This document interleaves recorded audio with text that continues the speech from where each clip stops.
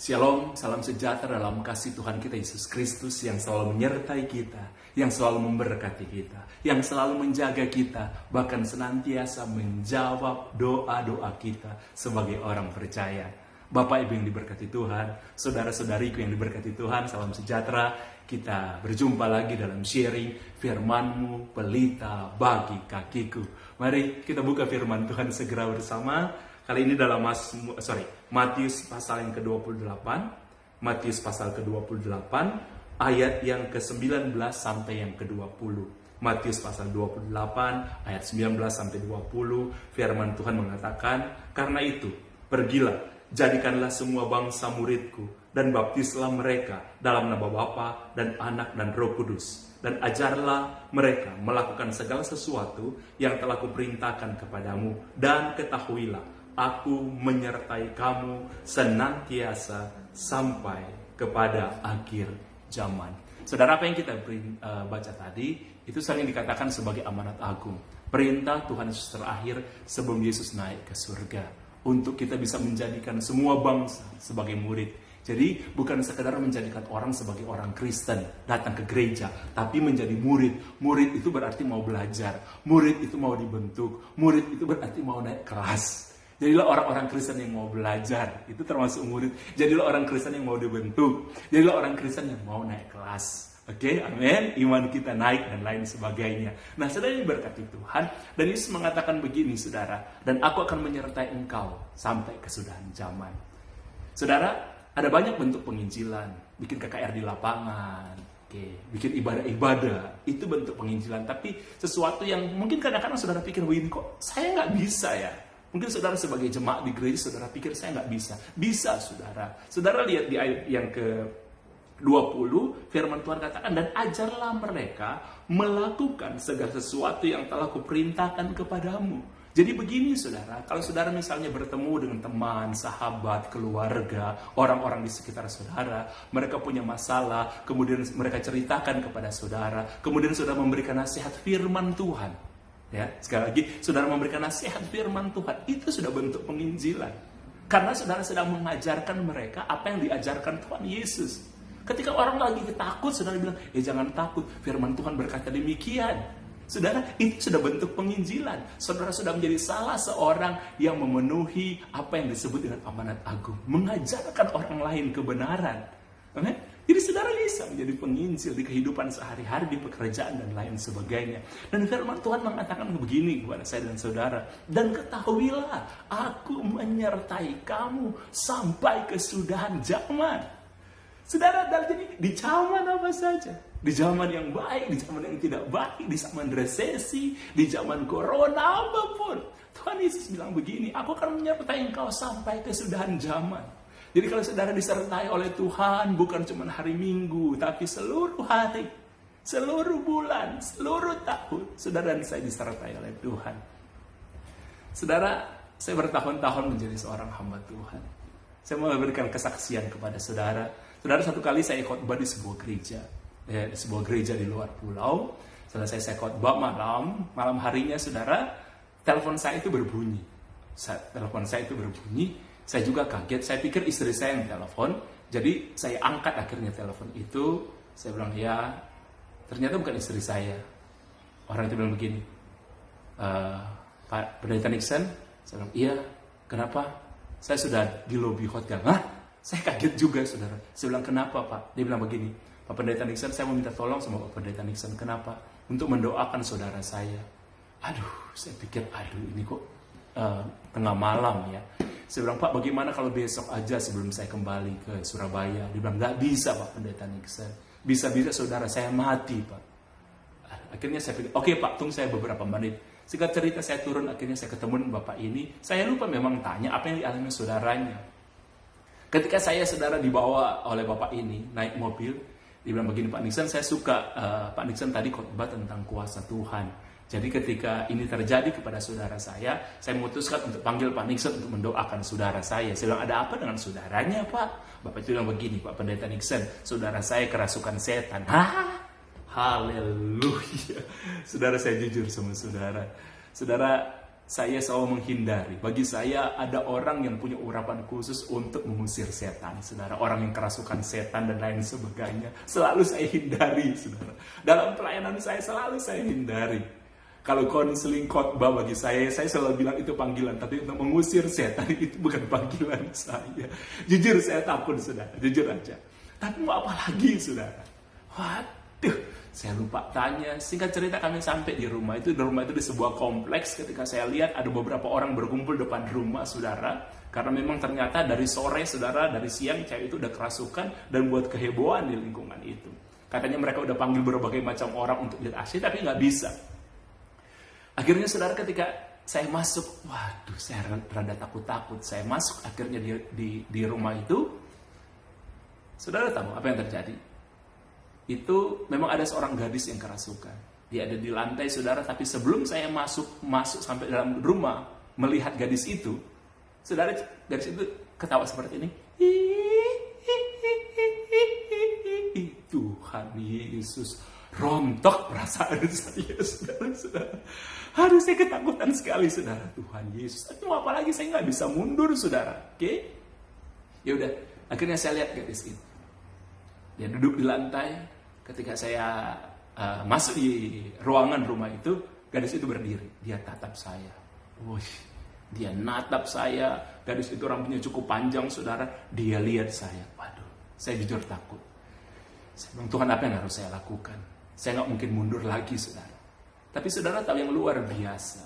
Kalau kita disertai Tuhan, Tuhan janji, saudara, di keadaan yang paling kita takuti, di keadaan yang paling kita tidak mampu. Iya, saya nggak punya pengalaman mengusir setan, saudara. Nggak punya pengalaman, tapi saya udah terjebak. Jadi apa yang saya lakukan, saudara? Akhirnya saya harus mendoakan gadis ini. Jadi saya maju, saudara. Tapi saya jalan pelan-pelan untuk mendekati gadis itu. Tapi yang luar biasa, setiap saya maju satu langkah, walaupun sangat pelan, gadis ini mundur satu langkah. Saya mulai pikir, wow, gitu kan, bisa juga ini. Jadi saya maju satu langkah, gadis ini mundur satu langkah. Saya maju satu langkah, tapi saya maju pelan sekali. Sampai bapak yang ngajak saya ini, saudara, dia gemes sama saya. Dia mau gini, ayo pak, cepat pak, cepat. Saya sampai marah sama bapak itu, mau gini, cepat pak. Saya dalam hati, saya takut.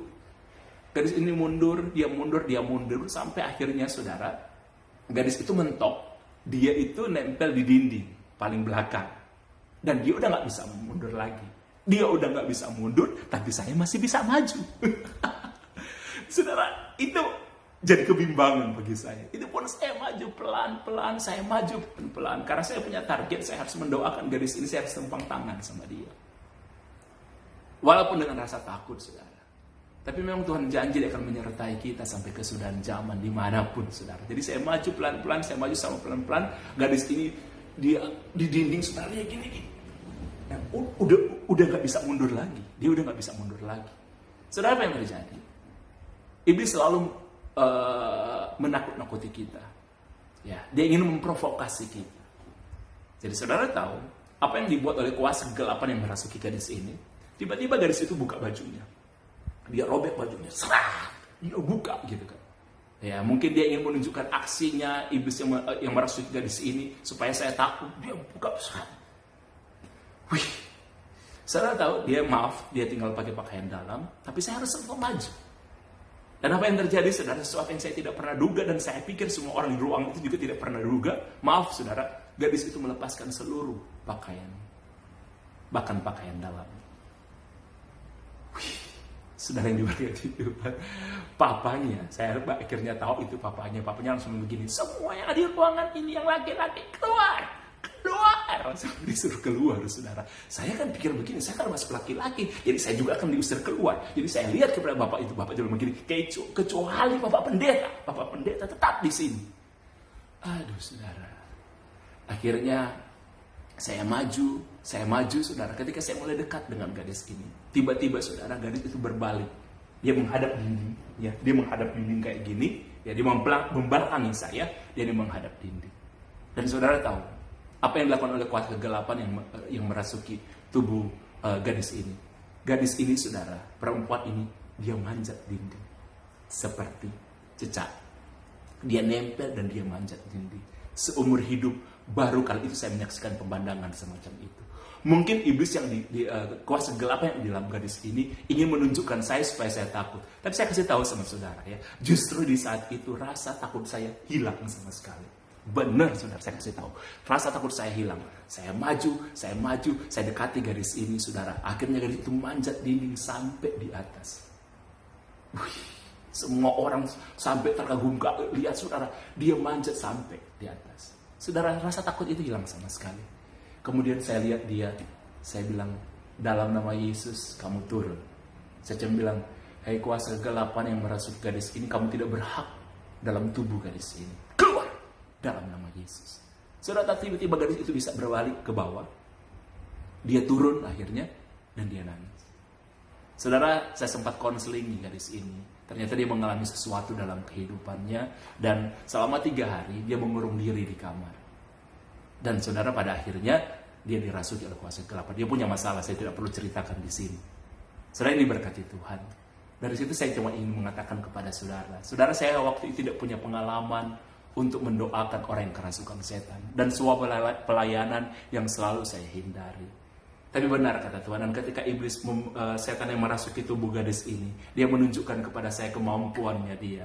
Ya, yang saya penggemar Spider-Man, tapi saya pikir Spider-Man itu hanya fiksi semata. Tidak ada orang yang bisa merayap dinding. Ternyata ada, saudara. Oke, ternyata ada, saudara. Saya mengatakan ini apa adanya, saudara, yang saya saksikan sendiri. Oke, dalam pelayanan saya. Saya tidak pernah mengalami itu. Dan pelayanan yang saya selalu hindari. Bahkan ketika kuasa kegelapan yang masuk dari menunjukkan kuasanya, dia bisa merayap di dinding, saudara. Saudara tahu, tiba-tiba ketakutan saya itu hilang. Bukan karena saya, tapi karena saya disertai oleh Tuhan. Saudara yang diberkati Tuhan, mungkin hari-hari ini, saudara pun sedang mengalami problem yang tidak pernah saudara hadapi. Saudara mungkin sebagai pengusaha, sebagai pekerja profesional, mungkin saudara sebagai pegawai negeri atau apapun dalam hidup kita. Satu kali kita akan menghadapi sesuatu yang tidak pernah kita hadapi.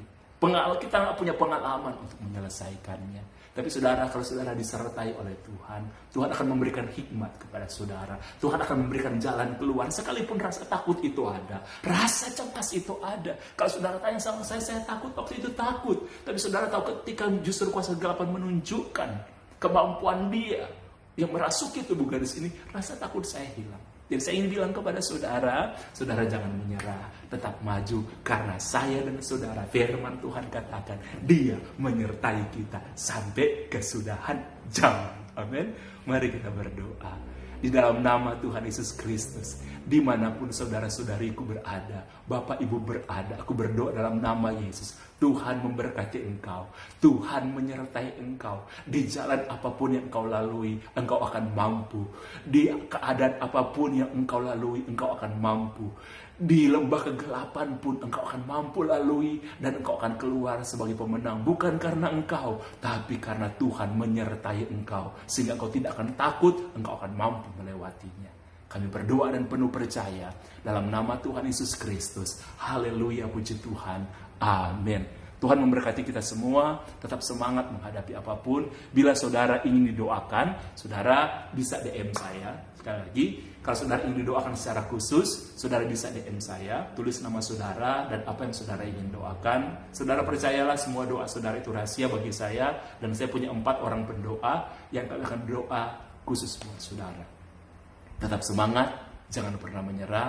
Kalau Tuhan di pihak kita, siapa lawan kita? Tuhan Yesus memberkati kita semua.